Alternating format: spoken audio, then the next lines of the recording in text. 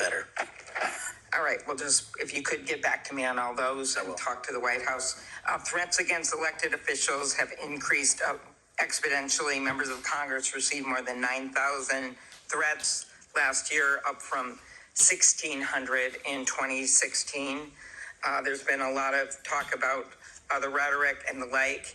And if we want to move forward on things like Section 230, or even look if we can do anything on guns, I do think we're going to have to be honest about this all-purpose hater issue, and it has bothered me, this thing, we're going to go after this group, we're going to have to go after this group. I just want to, for the record, show that the murder of Speaker Hortman and her husband, it was Democratic lawmakers on his list.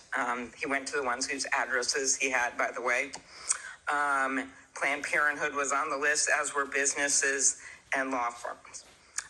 Doctors. I already mentioned the ones with the Catholic Church shooting.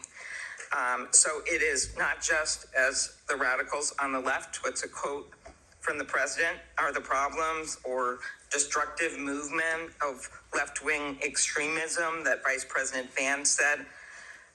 According to the Anti-Defamation League last year, all the murders were committed. And I'm not actually going to say this because I don't even want to go left-right with this, but you can imagine it wasn't from the left. Cato Institute, conservative think tank, published a study just last week that found from terrorists from the right were responsible for 6 times more deaths than people from the left.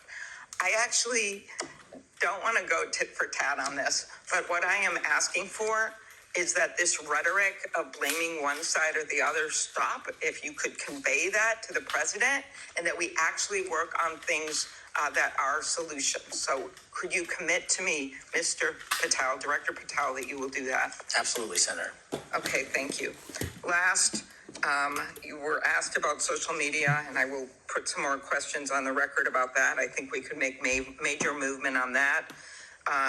The local FBI helped when the city of St. Paul was a victim of a cyber attack. And I'm concerned about some of the cyber attack cuts. I'll ask you that on the record. AI, I'm glad you raised that. I think we have to do more, but also including election interference, because they're using AI videos. I just had one happen in this very committee on me, and I just think they're going to start using it in democracy, election. They could be foreign. Do you think some of this is foreign entities, Mr. Patel? Generally speaking, we have traced a lot of this to loose groups overseas that don't have any sort of central cluster. There's going to be a lot on you then. And then last, I'll put on the record just my concern about protecting journalists. The new guidance that came out of the department. Have you deployed any FBI resources to investigate members of the media for activities related to news gathering, reporting, or reporting on government whistleblowers, something near and dear to the chairman's heart? The only time we would involve an investigation of a journalist if they've conducted or committed an allegation of separate criminal activity, most prominently leaks of classified information. Thank you. Senator Hawley. Thank you very much, Mr. Chairman. Director Patel, good to see you. Thank you for being here. You're leading the FBI at a